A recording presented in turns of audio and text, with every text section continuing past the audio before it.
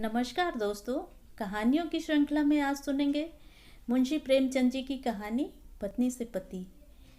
लेकिन उससे पहले मेरा आपसे अनुरोध है, अगर मेरी कहानी आपको अच्छी लगती हैं तो आप मेरे चैनल को सब्सक्राइब ज़रूर करें और बेल आइकन दबाना बिल्कुल भी ना भूलें।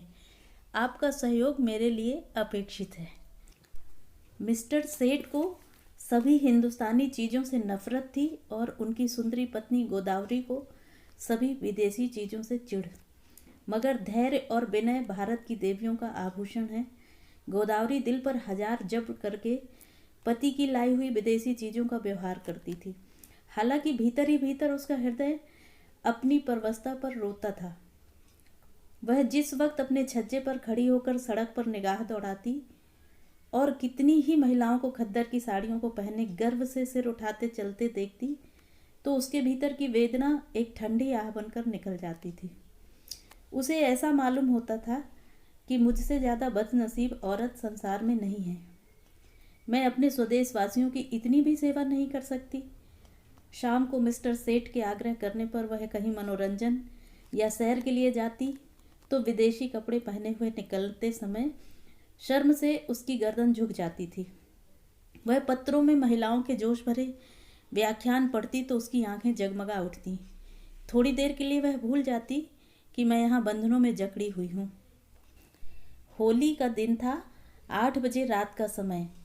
स्वदेश के नाम पर बिके हुए अनुरागियों का जुलूस आकर मिस्टर सेठ के मकान के सामने रुका और उसी चौड़े मैदान में विलायती कपड़ों की होलियां लगाने की तैयारियां होने लगीं। गोदावरी अपने कमरे में खिड़की पर खड़ी यह समारोह देखती थी और दिल मसोस कर रह जाती थी। एक वो हैं जो यूं खुश खुश आज़ादी के नशे मतवाले गर्व से सिर उठाए होली लगा रहे हैं, और एक मैं हूँ कि पिंजड़े में बंद पक्षी की तरह फड़फड़ा रही हूँ। इन तीलियों को कैसे तोड़ूं? उसने कमरे में निगाह दौड़ाई। सभी चीज़ें विदेशी थीं। स्वदेशी का एक सूत भी न था। यही चीज़ें वहाँ जलाई जा रही थीं और वही चीज़ें यहाँ उसके हृदय में संचित ग्लानि की भांति संदूकों में रखी हुई थीं। उसके जी में एक लहर उठ रही थी कि इन चीज़ों को उठाकर उसी होली में डाल दे, उसकी सारी ग्लानि और दुर्बलता जलकर भस्म हो जाए। मगर पति की अप्रसन्नता के भय ने उसका हाथ पकड़ लिया। सहसा मिस्टर सेठ ने अंदर आकर कहा, जरा इन सिरफिरों को देखो, कपड़े जला रहे हैं। यह पागलपन, उन्माद, विद्रोह नहीं तो और क्या है? किसी ने सच कहा है, हिंदुस्तानियों को अकल न आई है न आएगी। कोई अक्ल भी तो सीधी नहीं। गोदावरी ने कहा, तुम भी तो हिंदुस्तानी हो। सेठ ने गर्म होकर कहा, हाँ, लेकिन मुझे इसका हमेशा खेद रहता है कि ऐसे अभागे देश में क्यों पैदा हुआ। मैं नहीं चाहता कि कोई मुझे हिंदुस्तानी कहे या समझे। कम से कम मैंने आचार व्यवहार वेशभूषा रीति नीति कर्म वचन में कोई ऐसी बात नहीं रखी जिससे हमें कोई हिंदुस्तानी होने का कलंक लगाए। पूछिए, जब हमें 8 आने गज में बढ़िया कपड़ा मिलता है तो हम क्यों मोटा टाट खरीदें? इस विषय में हर एक को पूरी स्वाधीनता होनी चाहिए। ना जाने क्यों गवर्नमेंट ने इन दुष्टों को यहाँ जमा होने दिया। अगर मेरे हाथ में अधिकार होता तो सबों को जहन्नुम रसीद कर देता, तब आटे दाल का भाव मालूम होता। गोदावरी ने अपने शब्द में तीक्ष्ण तिरस्कार भर के कहा, तुम्हें अपने भाइयों का जरा ख्याल नहीं आता? भारत के सिवा और भी कोई देश है जिस पर किसी दूसरी जाति का शासन हो?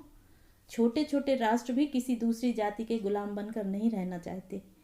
क्या एक हिंदुस्तानी के लिए यह लज्जा की बात नहीं है कि वह अपने ही भाइयों के साथ अन्याय करे?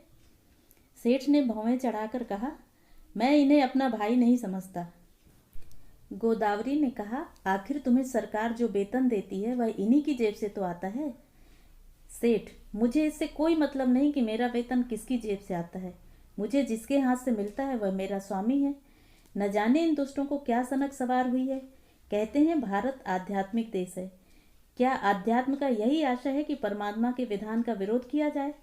जब यह मालूम है कि परमात्मा की इच्छा के विरुद्ध एक पत्ती भी नहीं हिल सकती, तो यह मुमकिन है कि यह इतना बड़ा देश परमात्मा की मर्जी के बगैर अंग्रेजों के अधीन हो? क्यों इन दीवानों को इतनी अकल नहीं आती कि जब तक परमात्मा की इच्छा न होगी कोई अंग्रेजों का बाल भी बांका न कर सकेगा? गोदावरी, तो फिर क्यों नौकरी करते हो? परमात्मा की इच्छा होगी तो आप भोजन मिल जाएगा। बीमार होते हो तो क्यों दौड़े वैद्य के घर जाते हो? परमात्मा उन्हीं की मदद करता है जो अपनी मदद आप करते हैं। सेठ: बेशक करता है, लेकिन अपने घर में आग लगा देना, घर की चीज़ों को जला देना, ऐसे काम हैं जिन्हें परमात्मा कभी पसंद नहीं कर सकता। गोदावरी: फिर तो यहाँ के लोगों को चुपचाप बैठे रहना चाहिए। सेठ: नहीं, रोना चाहिए। इस तरह रोना चाहिए जैसे बच्चे माता के दूध के लिए रोते हैं। सहसा होली जली, आग की शिखाएं आसमान से बातें करने लगीं, मानो स्वाधीनता की देवी अग्निवस्त्र धारण किए हुए आकाश के देवताओं से गले मिलने जा रही हो। दीनानाथ ने खिड़की बंद कर दी। उनके लिए यह दृश्य भी असह्य था। गोदावरी इस तरह खड़ी रही जैसे कोई गाय कसाई के खूंटे पर खड़ी हो। उसी वक्त किसी के गाने की आवाज़ आई, वतन की देखिए तकदीर कब बदलती है। गोदावरी के विषाद से भरे हुए हृदय में एक चोट लगी। उसने खिड़की खोल दी और नीचे की तरफ झांका। होली अब भी जल रही थी और एक अंधा लड़का अपनी खंजड़ी बजाकर गा रहा था, वतन को देखिए तकदीर कब बदलती है। वह खिड़की के सामने पहुंचा तो गोदावरी ने पुकारा, ओ अंधे, खड़ा रह। अंधा खड़ा हो गया। गोदावरी ने संदूक खोला, पर उसमें उसे 1 पैसा ही मिला। नोट और रुपए थे, मगर अंधे फकीर को नोट या रुपए देने का सवाल ही न था। पैसे अगर 2-4 मिल जाते तो इस वक्त वह जरूर दे देती, पर वहाँ 1 ही पैसा था, वह भी इतना घिसा हुआ कि कहार बाजार से लौटा लाया था। किसी दुकानदार ने ना लिया था। अंधे को वह पैसा देते हुए गोदावरी को शर्म आ रही थी। वह जरा देर तक पैसे को हाथ में लिए हुए संशय में खड़ी रही, तब अंधे को बुलाया और पैसा दे दिया। अंधे ने कहा, माताजी कुछ खाने को दीजिए, आज दिन भर से कुछ नहीं खाया। गोदावरी: दिन भर मांगता है तब भी तुझे खाने को नहीं मिलता? अंधा: क्या करूं माता, कोई खाने को नहीं देता। गोदावरी: इस पैसे का चपैना लेकर खा ले। अंधा: खा लूँगा माताजी, भगवान आपको खुश रखे, अब यहीं सोता हूँ। दूसरे दिन प्रातःकाल कांग्रेस की तरफ से एक आम जलसा हुआ। मिस्टर सेठ ने बिलायती टूथ पाउडर बिलायती ब्रश से दांतों पर मला, बिलायती साबुन से नहाया, बिलायती चाय बिलायती प्यालियों में पी, विलायती बिस्कुट बिलायती मक्खन के साथ खाया, बिलायती दूध पिया, फिर विलायती सूट धारण करके विलायती सिगार मुंह में दबाकर घर से निकले और अपनी मोटरसाइकिल पर बैठ फ्लावर शो देखने चले गए। गोदावरी को रात भर नींद नहीं आई थी। दुराशा और पराजय की कठिन यंत्रणा किसी कोड़े की तरह उसके हृदय पर पड़ रही थी। ऐसा मालूम होता था कि उसके कंठ में कोई कड़वी चीज अटक गई है। मिस्टर सेठ को अपने प्रभाव में लाने की उसने वह सब योजनाएं की जो एक रमणी कर सकती है, पर उस भले आदमी पर उसके सारे हाव भाव, मृदु मुस्कान और वाणी विलास का कोई असर न हुआ। खुद तो स्वदेशी वस्त्रों के व्यवहार करने पर क्या राजी होते, गोदावरी के लिए एक खद्दर की साड़ी लाने पर भी सहमत न हुए। यहाँ तक कि गोदावरी ने उनसे कभी कोई चीज़ न मांगने की कसम खा ली। क्रोध और ग्लानि ने उसकी सद्भावना को इस तरह विकृत कर दिया जैसे कोई मैली वस्तु निर्मल जल को दूषित कर देती है। उसने सोचा, जब यह मेरी इतनी सी बात नहीं मान सकते, तब फिर मैं क्यों इनके इशारों पर चलूं, क्यों इनकी इच्छाओं की लौंडी बनी रहूं? मैंने इनके हाथ अपनी आत्मा नहीं बेची है। अगर आज ये चोरी या गबन करें तो क्या मैं सजा पाऊंगी? उसकी सजा ये खुद झेलेंगे। उसका अपराध इनके ऊपर होगा। इन्हें अपने कर्म और वचन का अख्तियार है, मुझे अपने कर्म और वचन का अख्तियार। यह अपने सरकार की गुलामी करें, अंग्रेज़ों की चौखट पर नाक रगड़ें, मुझे क्या गरज है कि उसमें उनका सहयोग करूं। जिसमें आत्माभिमान नहीं, जिसने अपने को स्वार्थ के हाथों बेच दिया, उसके प्रति अगर मेरे मन में भक्ति ना हो तो मेरा दोष नहीं। यह नौकर हैं या गुलाम? नौकरी और गुलामी में अंतर है। नौकर कुछ नियमों के अधीन अपना निर्दिष्ट काम करता है। वह नियम स्वयं मालिक और सेवक दोनों पर ही लागू होते हैं। स्वामी अगर अपमान करे, अपशब्द कहे, तो नौकर उसको सहन करने के लिए मजबूर नहीं। गुलाम के लिए कोई शर्त नहीं। उसकी दैहिक गुलामी पीछे होती है, मानसिक गुलामी पहले ही हो जाती है। सरकार ने इनसे कब कहा है कि देसी चीज़ें ना खरीदो? सरकारी टिकटों तक पर शब्द लिखे होते हैं, स्वदेशी चीज़ें खरीदो। इससे विदित है कि सरकार देसी चीज़ों का निषेध नहीं करती। फिर भी यह महाशय सुरखरू बनने की फिक्र में सरकार से भी 2 अंगुल आगे बढ़ना चाहते हैं। मिस्टर सेठ ने कुछ झेपते हुए कहा, कल फ्लावर शो है, देखने चलोगी?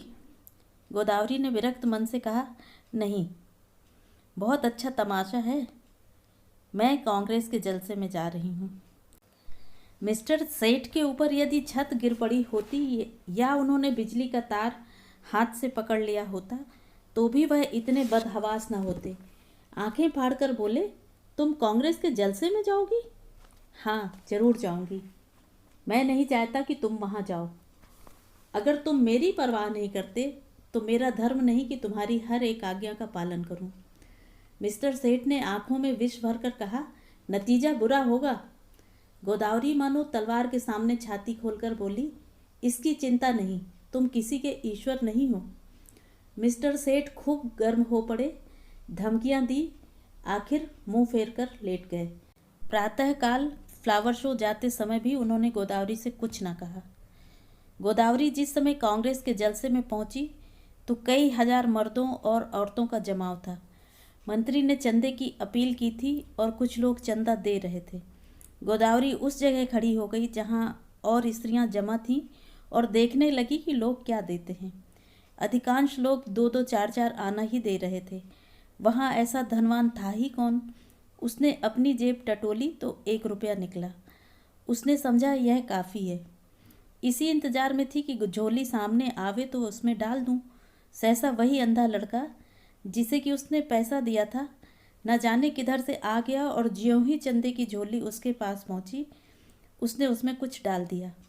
सबकी आंखें उस तरफ उठ गईं। सबको कौतूहल हो रहा था कि अंधे ने क्या दिया। कहीं 1 आध पैसा मिल गया होगा। दिन भर गला फाड़ता रहता है, तब भी तो उस बेचारे को रोटी नहीं मिलती।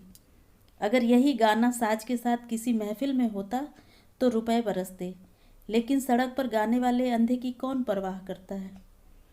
झोली में पैसा डालकर अंधा वहां से चल दिया और कुछ दूर जाकर गाने लगा, वतन की देखिए तकदीर कब बदलती है। सभापति ने कहा, मित्रों देखिए, यह वह पैसा है जो एक गरीब अंधा इस झोली में डाल गया है। मेरी आंखों में इस 1 पैसे की कीमत किसी अमीर के 1000 रुपये से कम नहीं। शायद यही इस गरीब की सारी बिसात होगी।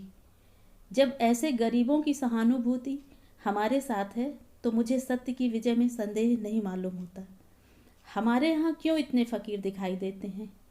या तो इसलिए कि समाज में इन्हें कोई काम नहीं मिलता, या दरिद्रता से पैदा हुई बीमारियों के कारण यह अब इस योग्य नहीं रह गए हैं कि कुछ काम करें, या भिक्षावृत्ति ने इनमें कोई सामर्थ्य ही नहीं छोड़ी। स्वराज्य के बिना इन गरीबों का अब उद्धार कौन कर सकता है? देखिए, वह गा रहा है, वतन की देखिए तकदीर कब बदलती है। इस पीड़ित हृदय में इतना उत्सर्ग, क्या अब भी कोई संदेह कर सकता है कि हम किसकी आवाज़ हैं? पैसा ऊपर उठाकर आप में कौन इस रत्न को खरीद सकता है? गोदावरी के मन में जिज्ञासा हुई, क्या वह वही तो पैसा नहीं जो मैंने रात को उसे दिया था? क्या उसने सचमुच रात को कुछ नहीं खाया? उसने जाकर समीप से पैसे को देखा जो मेज पर रख दिया गया था। उसका हृदय धक्क से हो गया। यह वही घिसा हुआ पैसा था। उस अंधे की दशा, उसके त्याग का स्मरण करके गोदावरी अनुरक्त हो उठी। कांपते हुए स्वर में बोली, मुझे आप यह पैसा दे दीजिए, मैं 5 रुपए दूंगी। सभापति ने कहा, एक बहन इस पैसे के दाम 5 रुपए दे रही हैं। दूसरी आवाज़ आई, 10 रुपए। तीसरी आवाज़ आई, 20 रुपए। गोदावरी ने इस अंतिम व्यक्ति की ओर देखा। उसके मुख पर आत्माभिमान झलक रहा था, मानो कह रहा हो, यहाँ कौन है जो मेरी बराबरी कर सके। गोदावरी के मन में स्पर्धा का भाव जाग उठा। चाहे कुछ हो जाए, इसके हाथ में यह पैसा न जाए। समझता है इसने 20 रुपए क्या कह दिए, सारे संसार का मोल ले लिया। गोदावरी ने कहा, 40 रुपए। उस पुरुष ने तुरंत कहा, 50 रुपए। हजारों आंखें गोदावरी की ओर उठ गईं, मानो कह रही हूँ, अब आप ही हमारी लाज रखिए। गोदावरी ने उस आदमी की ओर देखकर धमकी से मिले हुए स्वर में कहा, 100 रुपये। धनी आदमी ने भी तुरंत कहा, 120 रुपये। लोगों के चेहरे पर हवाइयाँ उड़ने लगीं। समझ गए इसी के हाथ विजय रही। निराश आंखों से गोदावरी की ओर ताकने लगे, मगर ज्यों ही गोदावरी के मुंह से निकला 150 की चारों तरफ तालियां पड़ने लगीं, मानो किसी दंगल के दर्शक अपने पहलवान की विजय पर मतवाले हो गए हों। उस आदमी ने फिर कहा, 250। गोदावरी बोली, 200। फिर चारों तरफ से तालियां पड़ी। प्रतिद्वंदी ने अब मैदान से हट जाने में ही अपनी कुशल समझी। गोदावरी विजय के गर्व पर नम्रता का पर्दा डाले हुए खड़ी थी और हजारों शुभकामनाएं उस पर फूलों की तरह बरस रही थीं। जब लोगों को मालूम हुआ कि यह देवी मिस्टर सेठ की बीवी हैं, तो उन्हें ईर्ष्यामय आनंद के साथ उस पर दया भी आई। मिस्टर सेठ अभी फ्लावर शो में ही थे कि एक पुलिस के ऑफिसर ने उन्हें यह घातक संवाद सुनाया। मिस्टर सेठ सकते में पड़ गए, मानो सारी देह शून्य पड़ गई हो। फिर दोनों मुट्ठियां बांध ली, दांत पीसे, होंठ चबाए और उसी वक्त घर चले। उनकी मोटरसाइकिल कभी इतनी तेज ना चली थी। घर में कदम रखते ही उन्होंने चिंगारियों भरी आंखों से देखते हुए कहा, क्या तुम मेरे मुंह में कालिक पुतवाना चाहती हो? गोदावरी ने शांत भाव से कहा, कुछ मुंह से भी तो कहो, या गालियां ही दिए जाओगे? तुम्हारे मुंह में कालिक लगेगी तो क्या मेरे मुंह में न लगेगी? तुम्हारी जड़ खुदेगी तो मेरे लिए दूसरा कौन सा सहारा है? मिस्टर सेठ, सारे शहर में तूफान मचा हुआ है, तुमने मेरे लिए रुपए दिए क्यों? गोदावरी ने उसी शांत भाव से कहा, इसलिए कि मैं उसे अपना ही रुपया समझती हूँ। मिस्टर सेठ दांत किटकिटाकर बोले, हरगिज नहीं, तुम्हें मेरा रुपया खर्च करने का कोई हक नहीं। गोदावरी, बिल्कुल गलत। तुम्हारे खर्च करने का तुम्हें जितना अख्तियार है उतना ही मुझको भी है। हाँ, जब तलाक का कानून पास करा लोगे और तलाक दे दोगे तब ना रहेगा। मिस्टर सेठ ने अपना हैट इतने जोर से मेज पर फेंका कि वह लुढ़कता हुआ जमीन पर गिर पड़ा और बोले, मुझे तुम्हारी अक्ल पर अफसोस आता है। जानती हो तुम्हारी इस उद्दंडता का क्या नतीजा होगा? मुझसे जवाब तलब हो जाएगा। बतलाओ क्या जवाब दूंगा? जब यह जाहिर है कि कांग्रेस सरकार से दुश्मनी कर रही है तो कांग्रेस की मदद करना सरकार के साथ दुश्मनी करना है। तुमने तो नहीं की कांग्रेस की मदद, तुमने तो की। इसकी सजा मुझे मिलेगी या तुम्हें? अगर मैं चोरी करूं तो क्या तुम जेल जाओगे? चोरी की बात और है और यह बात और है। तो क्या कांग्रेस की मदद करना चोरी या डांके से भी बुरा है? हाँ, सरकारी नौकर के लिए चोरी या डांके से भी बुरा है। मैंने यह नहीं समझा था। अगर तुमने यह नहीं समझा था तो तुम्हारी ही बुद्धि का भ्रम था। रोज अखबारों में देखती हो, फिर भी मुझसे पूछती हो। एक कांग्रेस का आदमी प्लेटफॉर्म पर बोलने खड़ा होता है तो 20 सादे कपड़े वाले पुलिस अफसर उसकी रिपोर्ट लेने बैठते हैं। कांग्रेस के सरगनाओं के पीछे कई कई मुखबिर लगा दिए जाते हैं, जिनका काम ही यही है कि उन पर कड़ी निगाह रखें। चोरों के साथ तो इतनी सख्ती कभी नहीं की जाती। इसीलिए हजारों चोरियां और डाके और खून रोज होते रहते हैं। किसी का कुछ पता नहीं चलता, न पुलिस इसकी परवाह करती है। मगर पुलिस को जिस मामले में राजनीति की गंध भी आ जाती है, फिर देखो पुलिस की मुस्तैदी। इंस्पेक्टर जनरल से लेकर कांस्टेबल तक एड़ियों तक का जोर लगाते हैं। सरकार को चोरों से भय नहीं, चोर सरकार पर चोट नहीं करता। कांग्रेस सरकार के अख्तियार पर हमला करती है, इसलिए सरकार भी अपनी रक्षा के लिए अपने अख्तियार से काम लेती है। यह तो प्रकृति का नियम है। मिस्टर सेठ आज दफ्तर चले तो उनके कदम पीछे रह जाते थे। न जाने आज वहाँ क्या हाल हो। रोज की तरह दफ्तर में पहुंचकर उन्होंने चपरासियों को डांटा नहीं, क्लर्कों पर रोब नहीं जमाया, चुपके से जाकर कुर्सी पर बैठ गए। ऐसा मालूम होता था कोई तलवार सिर पर लटक रही है। साहब की मोटर की आवाज़ सुनते ही उनके प्राण सूख गए। रोज वह अपने कमरे में बैठे रहते थे। जब साहब आकर बैठ जाते थे तब आधा घंटे के बाद मिसले लेकर पहुंचते थे। आज वह बरामदे में खड़े थे। साहब उतरे तो झुककर उन्होंने सलाम किया, मगर साहब ने मुंह फेर लिया। लेकिन वह हिम्मत नहीं हारे, आगे बढ़कर पर्दा हटा दिया।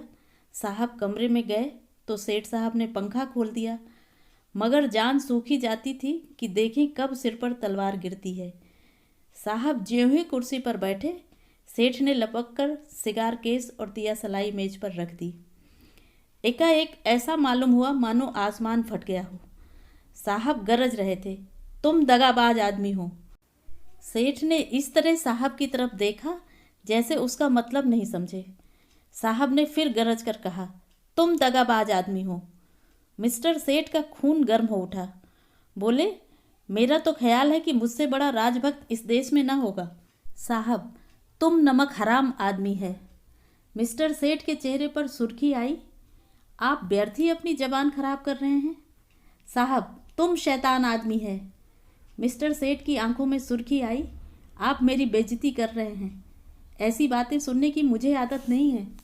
साहब, चुप रहो, यू ब्लडी। तुमको सरकार 500 रुपया इसलिए नहीं देता कि तुम अपने वाइफ के हाथ से कांग्रेस का चंदा दिलवाए। तुमको इसलिए सरकार रुपया नहीं देता। मिस्टर सेठ को अपनी सफाई देने का अवसर मिला। बोले, मैं आपको विश्वास दिलाता हूँ कि मेरी वाइफ ने सरासर मेरी मर्जी के खिलाफ रुपए दिए हैं। मैं तो उस वक्त फ्लावर शो देखने गया था, जहाँ मिस प्रांक का गुलदस्ता 5 रुपये में लिया। वहाँ से लौटा तो मुझे यह खबर मिली। साहब, ओ, तुम हमको बेवकूफ़ बनाता है। यह बात अग्निशिला की भांति ज्यों ही साहब के मस्तिष्क में घुसी, उनके मिजाज का पारा उबाल के दर्जे पर पहुंच गया। किसी हिंदुस्तानी की इतनी मजाल कि उन्हें बेवकूफ़ बनाए। वह जो हिंदुस्तान के बादशाह हैं, जिनके पास बड़े बड़े तालुकेदार सलाम करने आते हैं, जिनके नौकरों को बड़े बड़े रईस नजराना देते हैं, उन्हीं को कोई बेवकूफ़ बनाए। उसके लिए वह असह्य था। रूल उठाकर दौड़ा। लेकिन मिस्टर सेठ भी मजबूत आदमी थे। यूँ वह हर तरह की खुशामद किया करते थे, लेकिन यह अपमान स्वीकार न कर सके। उन्होंने रूल को तो हाथ पर लिया और एक डग आगे बढ़कर ऐसा घूंसा साहब के मुंह पर रसीद किया कि साहब की आंखों के सामने अंधेरा छा गया। वह इस मुष्टि प्रहार के लिए तैयार न थे। उन्हें कई बार इसका अनुभव हो चुका था कि नेटिव बहुत शांत, दब्बू और गमखोर होता है। विशेषकर साहबों के सामने तो उनकी जबान तक नहीं खुलती। कुर्सी पर बैठकर नाक का खून पोंछने लगा। फिर मिस्टर सेठ से उलझने की उसकी हिम्मत नहीं पड़ी, मगर दिल में सोच रहा था, इसे कैसे नीचा दिखाऊं। मिस्टर सेठ भी अपने कमरे में आकर इस परिस्थिति पर विचार करने लगे। उन्हें बिल्कुल खेद न था, बल्कि वह अपने साहस पर प्रसन्न थे। इसकी बदमाशी तो देखो कि मुझ पर रूल चला दिया। जितना दबता था उतना ही दबाया जाता था। मेम यारों के लिए घूमा करती है, उससे बोलने की हिम्मत तो पड़ती नहीं। मुझ पर शेर बन गया। अब दौड़ेगा कमिश्नर के पास। मुझे बर्खास्त कराए बगैर छोड़ेगा तो नहीं। यह सब कुछ गोदावरी के कारण हो रहा है। बेइज्जती तो हो ही गई, अब रोटियों को भी मोहताज होना पड़ेगा। मुझसे तो कोई पूछेगा भी नहीं। बर्खास्तगी का परवाना आ जाएगा। अपील कहाँ होगी। सेक्रेटरी हैं हिंदुस्तानी, मगर अंग्रेज़ों से भी ज़्यादा अंग्रेज। होम मेंबर भी हिंदुस्तानी है, मगर अंग्रेज़ों का गुलाम। गोदावरी के चंदे का हाल सुनते ही उन्हें जूड़ी चढ़ाएगी। न्याय की किसी से आशा नहीं, अब यहाँ से निकल जाने में ही कुशल है। उन्होंने तुरंत एक इस्तीफ़ा लिखा और साहब के पास भेज दिया। साहब ने उस पर लिख दिया, बर्खास्त। दोपहर को जब मिस्टर सेठ मुँह लटकाए हुए घर पहुँचे तो गोदावरी ने पूछा, आज जल्दी कैसे आ गए।